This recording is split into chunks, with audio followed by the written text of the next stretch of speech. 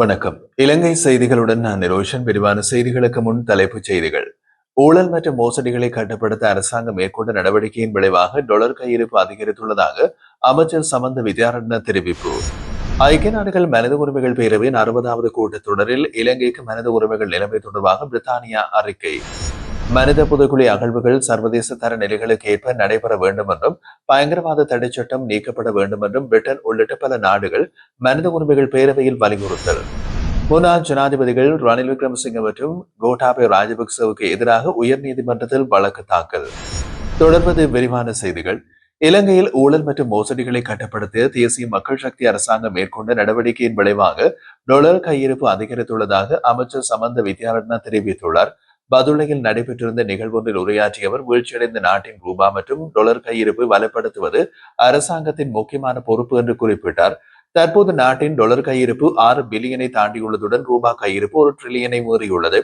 வரி தவிர்த்து வந்த சில குழுக்களிடமிருந்து வரி வசூலித்ததன் மூலமும் ஊழல், மோசடி மற்றும் வீண்விரயங்களை தடுத்து நாட்டின் பொருளாதாரத்தை பலப்படுத்தப்பட்டுள்ளதாகவும் அவர் தெரிவித்தார். பணத்தை அச்சிடுவதற்கு பதிலாக ஊழல் மற்றும் வீண் விரயங்களை கட்டுப்படுத்தியது அந்நிய செலாவணி மற்றும் ரூபாவின் கையெழுப்பு அதிகரிக்க வழிவகுத்ததாக அமைச்சர் சமந்த வித்யாரட்ன தெரிவித்தார். ஐக்கிய நாடுகள் மனித உரிமைகள் பேரவையின் 60வது கூட்டத்தொடரில் இலங்கையின் மனித உரிமைகள் நிலைமை தொடர்பாக பிரித்தானியா அறிக்கை ஒன்று வெளியிட்டுள்ளது.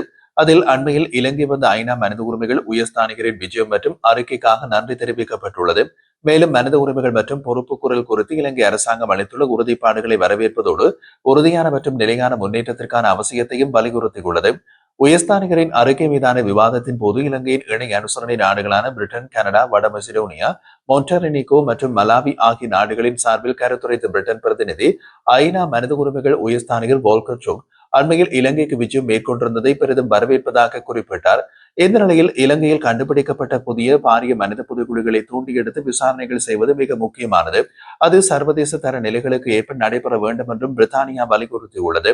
தன்னிச்சையாத தடுப்பு காவல், காவலில் மரணங்கள், மனித உரிமை பாதுகாவலர்களுக்கு அச்சுறுத்தல்கள், சிறுபான்மை சமூகங்கள் குறிவைத்தல் போன்ற பிரச்சனைகள் குறித்து உயர்ஸ்தானிகரின் கவலைகளை பிரித்தானியா பகிர்ந்துள்ளது. பயங்கரவாத தடுப்புச் சட்டத்தை நீக்கும் உறுதிமொழிகள் வழங்கப்பட்டிருந்தாலும் அடிப்படை சுதந்திரங்களை கட்டுப்படுத்த தொடர்ந்து அதனை பயன்படுத்துவது குறித்தும் பிரித்தானியா ஆழ்ந்த கவலை வெளியிட்டுள்ளது.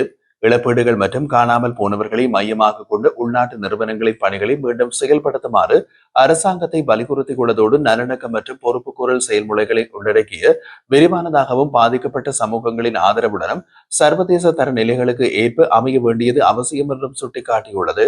மேலும் மோதல் தொடர்பான பாலியல் வன்முறைகள் குறித்த பணிகளை தொடர்ந்து முன்னெடுக்க ஐநா மனித உரிமைகள் உயர்ஸ்தானிகரிடம் பிரித்தானியா கோரிக்கை வைத்துள்ளது. இந்த பிரச்சினை இலங்கையின் முன்னுரிமையாக கருதப்பட வேண்டும் என்றும் வலியுறுத்தியுள்ளது. இவ்வாறான பிரச்சனைகளில் இலங்கை அரசாங்கத்துடன் ஆக்கப்பூர்வமாக இணைந்து செயல்பட விருப்பம் கொண்டுள்ளதாகவும் அந்த அறிக்கையில் தெரிவிக்கப்பட்டுள்ளது. ஐநா மனித உரிமைகள் பேரவை தொடர்பான விவாதங்களில் பாகிஸ்தான், லாவோஸ், எரித்ரியா உள்ளிட்ட நாடுகள் பிரதிநிதிகள் உரையாற்றி பேரவையானது பக்கச்சார்பின்றி நியாயத்தோடு அடிப்படையில் செயல்பட வேண்டும் என்று வலியுறுத்தினர். அதேவேளை இலங்கையின் உள்ளக செயல்முறைகளை தாம் ஆதரிப்பதாகவும் தெரிவித்துள்ளனர். ஐநா மனித உரிமைகள் பேரவையின் 60வது கூட்டத்தொடர் நேற்றைய தினம் திங்கட்கிழமை ஜெனீவாவில் ஆரம்பமானது. தொடக்க அமர்வில் உயர்ஸ்தானிகர் வோல்கர் டர்க் இலங்கை தொடர்பான தனது அறிக்கையை சமர்ப்பித்ததை தொடர்ந்து அதனை மையமாக கொண்டு விவாதங்கள் நடைபெற்றது. அந்த அமர்வில் லாவோஸ், பாகிஸ்தான், எரித்ரியா உள்ளிட்ட நாடுகளின் பிரதிநிதிகள் இலங்கைக்கு ஆதரவாக கருத்துரைத்தனர். குறிப்பாக முந்தைய கூட்டத்தில் 57-1 தீர்மானத்தை இலங்கை நிராகரித்திருந்த போதிலும் மனித உரிமைகள் உயர்ஸ்தானிகரை நாட்டுக்கு அழைத்தமைக்காக இலங்கை அரசாங்கத்தை அவர்கள் பாராட்டினர்.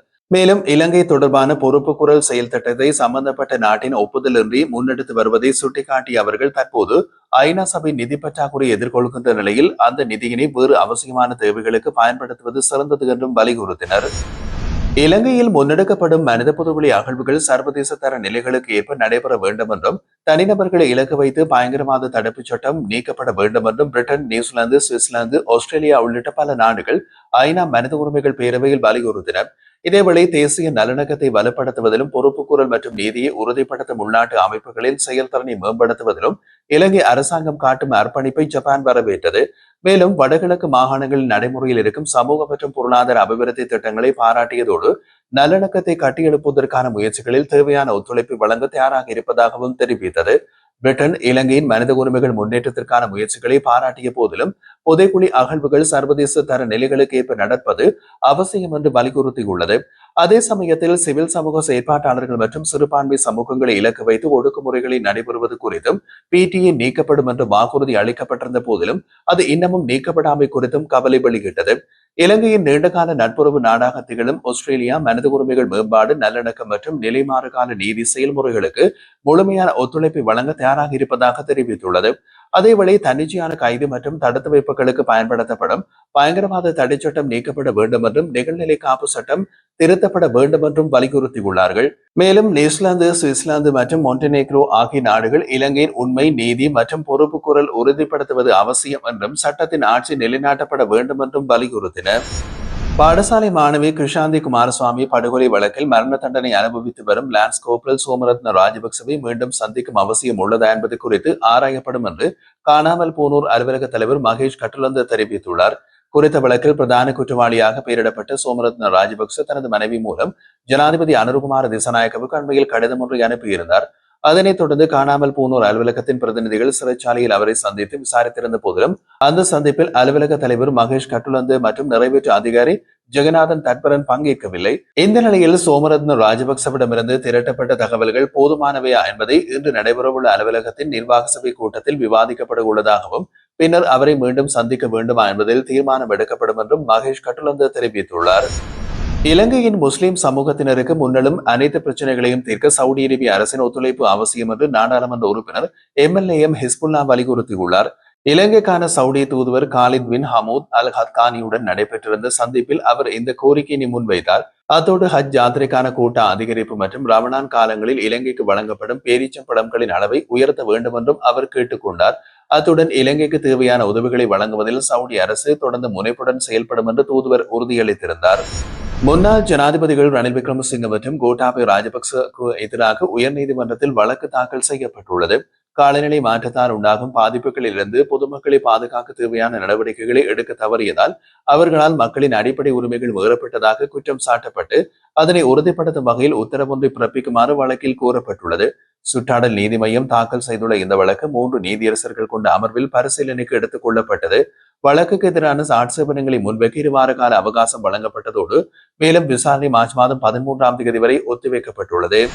பல தசாப்தங்களாக நீடித்து வந்த வன்முறை மற்றும் தண்டனையின்மை சுழற்சிகளில் இருந்து விடுபடுவதற்கான வரலாற்று சிறப்புமிக்க வாய்ப்பை இலங்கை தற்போது பெற்றுள்ளதாக ஐநா மனித உரிமைகள் உயர்ஸ்தானிகள் வோல்கர் ஷுக் தெரிவித்துள்ளார். பயங்கரவாத தடுப்புச் சட்டத்தின் கீழ் நடைபெற்று வரும் தன்னிச்சையான கைது மற்றும் தடுப்பு காவல்களை உடனடியாக நிறுத்துமாறு அவர் இலங்கை அரசாங்கத்தை வலியுறுத்தியுள்ளார். ஜெனீவாவில் தொடங்கிய ஐநா மனித உரிமைகள் பேரவையின் 60வது கூட்டத்தொடரில் இலங்கை தொடர்பான தனது அறிக்கையினை சமர்ப்பித்து உரையாற்றிய போது அவர் இந்த கருத்துக்களை வெளியிட்டார். மாற்றத்தக்க சீர்திருத்தங்கள், பொறுப்புக்கூறல், உண்மை மற்றும் நீதி ஆகியவற்றுக்காக அரசாங்கத்திற்கு மக்களிடமிருந்து தெளிவான ஆணை கிடைத்துள்ளது என்று அவர் சுட்டிக்காட்டினார். அண்மையில் இலங்கை வந்தபோது நாட்டின் நீண்டகால பிரச்சனைகளுக்கு புதிய பாதை ஒன்றை உருவாக்க தலைமைத்துவம் உறுதியளித்ததை தாம் கவனித்ததாகவும் வோல்கர் குறிப்பிட்டார். புதிய அணுகுமுறை ஒருங்கிணைந்ததாகவும் காலக்கெடுவுடன் கூடியதாகவும் இருக்க வேண்டும் என்றும் வலியுறுத்தியுள்ளார். மேலும் பொறுப்புக்கூறல், நீதி வழங்குதல், அரசியல் பாகுபாடு மற்றும் பிரிவினையை நீக்குதல் போன்ற அம்சங்களுக்கு முன்னுரிமை கொடுக்கப்பட்டிருப்பதாகவும் அவர் தெரிவித்திருந்தார்.